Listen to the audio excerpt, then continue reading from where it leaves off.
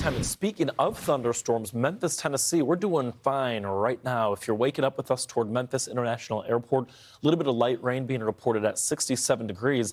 Hey, high temperatures today feeling pretty good at 72. If you were heading out to, say, Beale Street, maybe Graceland, home of Elvis Presley, out that way, things today look pretty good despite the light rain. Tomorrow, it's a completely different story.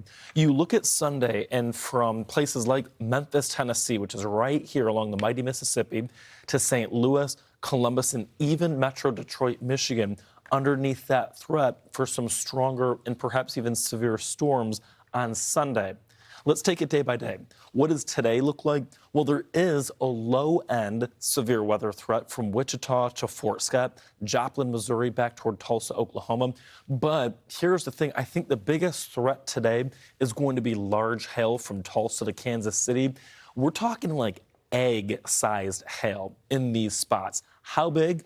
That's about 2+ inches in diameter. So if today maybe you're doing that quick drive to visit mom, maybe you live in Oklahoma City, but mom's in Wichita, and you're driving northbound along I-35, especially late this evening around dinner time or sunset tonight, that's going to be the time where we're expecting to see that eruption of showers and thunderstorms. Not a whole lot going on right now, but you look at later on this afternoon and then into this evening in those zones that would be favored for some high-end hail.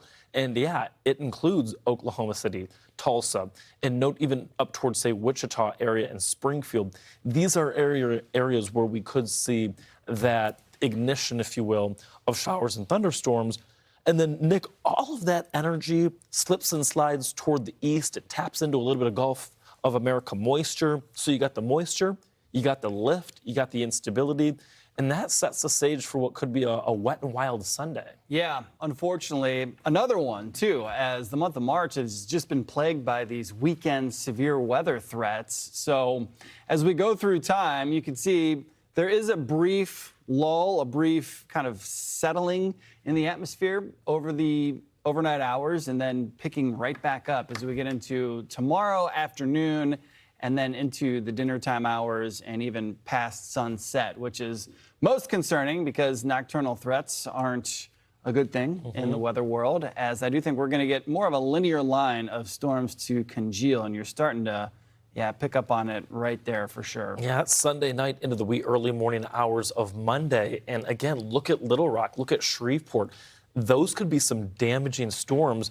You know, Nick, you think about it, toppling trees, toppling power lines, power's out for a number of folks. And then you look at right along the Nashville, Tennessee border with St. Louis, and then even up toward I-71 that connects Cincinnati to Louisville.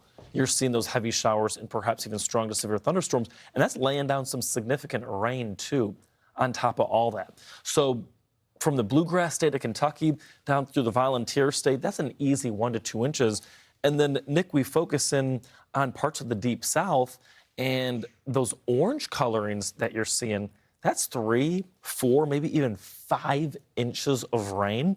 They're a little better able to handle that, but either way, it's going to be a soaking wet part to the weekend is what we're expecting, Nick. And I know that part of the country hasn't had a lot of rain and maybe could use some rain, but that's a lot coming fairly quickly. So hopefully we don't see too many big-time flooding concerns.